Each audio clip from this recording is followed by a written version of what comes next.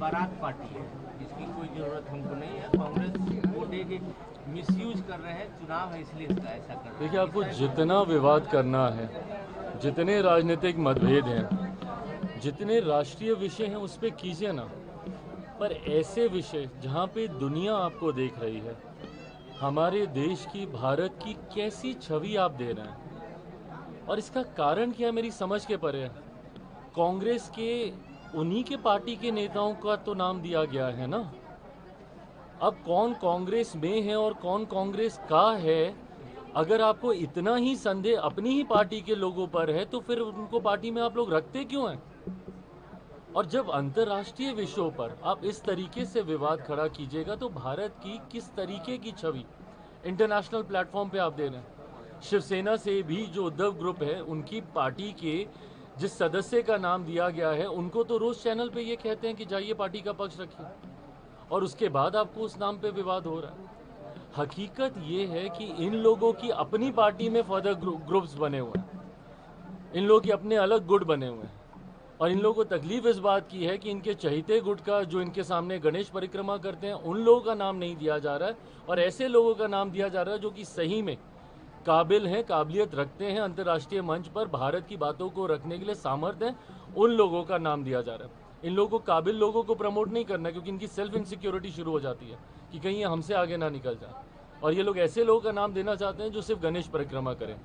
आज की तारीख में जब दुनिया आपको देख रही है, और एक इतना बड़ा विषय भारत के ऊपर जिस तरीके से ये आतंकी हमला हुआ, भारत ने जिस तरीके से मुंह तोड़ जवाब देने का काम किया, ऑपरेशन सिंदूर के माध्यम से जिस तरीके से भारत ने बिना किसी सिविलियन को किसी भी तरीके का नुकसान पहुंचाए, सिर्फ आतंकी अड्डों को निशाना बनाकर उसको समाप्त करने का काम किया, ये ऐसे विषय हैं जो अंतर्राष्ट्रीय मंच पर जाने ज़रूरी हैं।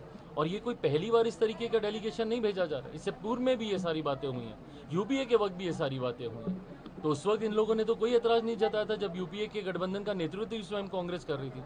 तो ऐसे में अंतर्राष्ट्रीय मंच पर जाकर भारत को अपना पक्ष रखना ज़रूरी है, और एक यूनाइटेड फॉर्म में भारत को अपने आप को रिप्रेजेंट करना है, एज वन यूनिट अपने आप को रिप्रेजेंट करना है।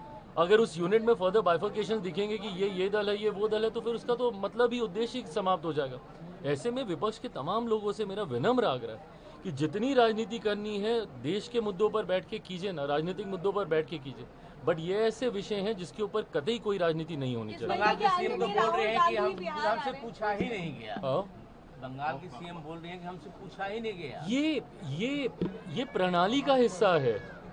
मुझे नहीं पता ये लोग वो लोग हैं जो इतने सालों से भारत की संसद में रहते हैं। ये प्रणाली का हिस्सा है। जब ऐसा कोई डेलीगेशन जाता है तो वो हैंड पिक किए जाते हैं नाम। मैं खुद तीसरी बार का सांसद हूँ, कितनी बार मैं ऐसे डेलीगेशंस का मैं हिस्सा रहा हूँ जिसमें उस वक्त मेरे पार्टी के राष्ट्रीय अध्यक्ष आदरणीय रामविलास पासवान जी होते थे, नहीं नाम मांगे जाते हैं। आज की भी तारीख में कितने ऐसे डेलीगेशंस बनते हैं जहाँ पे हम लोगों से नाम नहीं मांगे जाते हैं, बिकॉज उनको as a parliament, as a सांसद उनको चुना जाता है, और ये हैंड पिक किए जाते हैं नाम, और इसमें कोशिश की जाती है कि हर दल का रिप्रेजेंटेशन इसमें कर लिया जाए। तो ये तो संसदीय कार्य प्रणाली का हिस्सा रहा है। जो लोग इस पे सवाल उठा रहे हैं तो शायद वो संसदीय कार्य प्रणाली को जानते ही नहीं। राहुल गांधी बिहार आ रहे हैं, पिछड़ा और अत्यंत पिछड़े वोट बैंक पे उनकी नजर है, सम्मेलन करने जा रहे हैं राहुल गांधी। हाँ तो करें, बढ़िया बात है, करना चाहिए।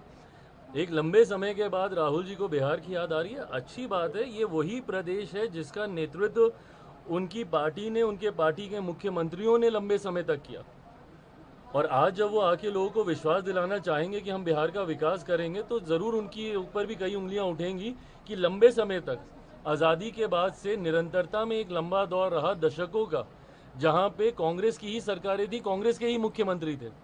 तो उस वक्त क्या हुआ इन समाजों का, उस वक्त क्या हुआ बिहार के विकास का?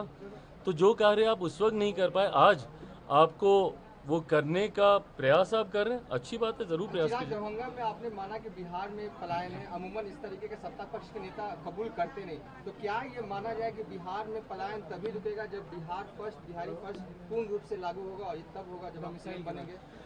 देखिए, पलायन की चिंता ना सिर्फ मुझे, मेरे मुख्यमंत्री नीतीश कुमार जी को भी हमेशा से रही है, और उन्होंने भी कई बार कई मंचों से इस बात को कहा है कि उनका भी ये सपना है कि पलायन पूर्णतः हमारे राज्य से रुके। और बल्कि मैं तो इसमें ऐड करके बोलता हूँ कि मैं तो रिवर्स माइग्रेशन चाहता हूँ। मैं तो चाहता हूँ कि बिहार में ऐसी व्यवस्था बने, जो लोग बिहार से बाहर चले गए थे 90 के उस दशक में, जंगल राज के उस दौर में, जो वापस अपने राज्य वापस नहीं लौट कर आ पाए हैं, जिनकी पीढ़ियाँ बीत गई हैं दूसरे राज्यों में, और जो आना चाहते हैं। मैं चाहता हूं कि बिहार में हम लोग आने वाले दिनों में एक ऐसी व्यवस्था का हम लोग निर्माण करें, जहां पे ना सिर्फ हम लोग पलायन को पूर्णतः अपने राज्य से रोकें, बल्कि रिवर्स माइग्रेशन शुरू करें। और धीरे धीरे, और मैं हर मन से इस बात को मैं कहता हूं, डबल इंजन की सरकार के यही लाभ होते हैं। कल मैंने एक कार्यक्रम का आयोजन किया, आपने देखा, खाद्य प्रसंस्करण से जुड़ा हुआ इतना बड़ा कार्यक्रम। आज तक हम लोग जाते थे, बिहारी जाते थे दूसरे के दरवाजों पर अपना सामान लेकर कि भैया ले लीजिए, खरीद लीजिए। कल 22 देशों के 75 से ज़्यादा डेलीगेशन यहाँ पर आए हैं, बायर्स यहाँ पर आए हैं खरीदने, जिसमें राज्य सरकार की एक अहम भूमिका है, केंद्र सरकार की एक अहम भूमिका है। हम दोनों ने मिलकर हैंड एंड ग्लव्स की तरह काम किया, तब हम इस व्यवस्था को दे पाए, जहाँ पे आज आप चले जाइए, कल जितने भी एग्जीबिटर्स बिहार के थे, जो बिहार के अलग अलग गांव से आए हुए थे, हर एक के पास दुबई में कम से कम, यूएई में कम से कम 4 नाम होंगे, यूरोपियन कंट्रीज़ में उनके पास 5 नाम होंगे कि कौन कौन बायर हैं।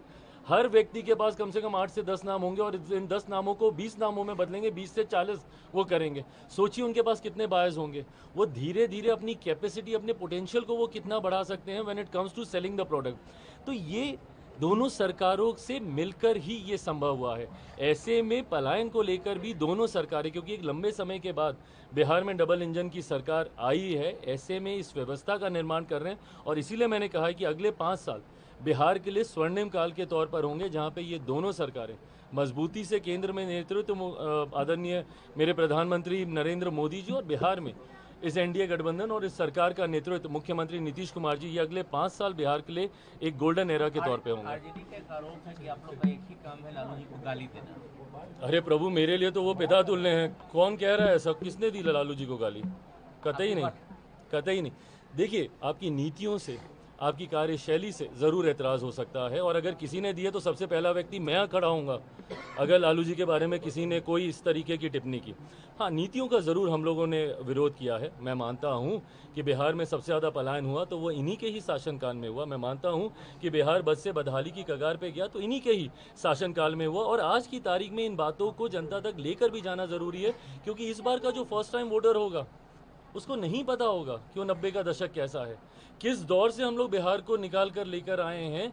इन बात की जानकारी शायद आज के यंगस्टर्स को नहीं होगी, जो कि 20 साल, 22 साल, 25 साल के हैं।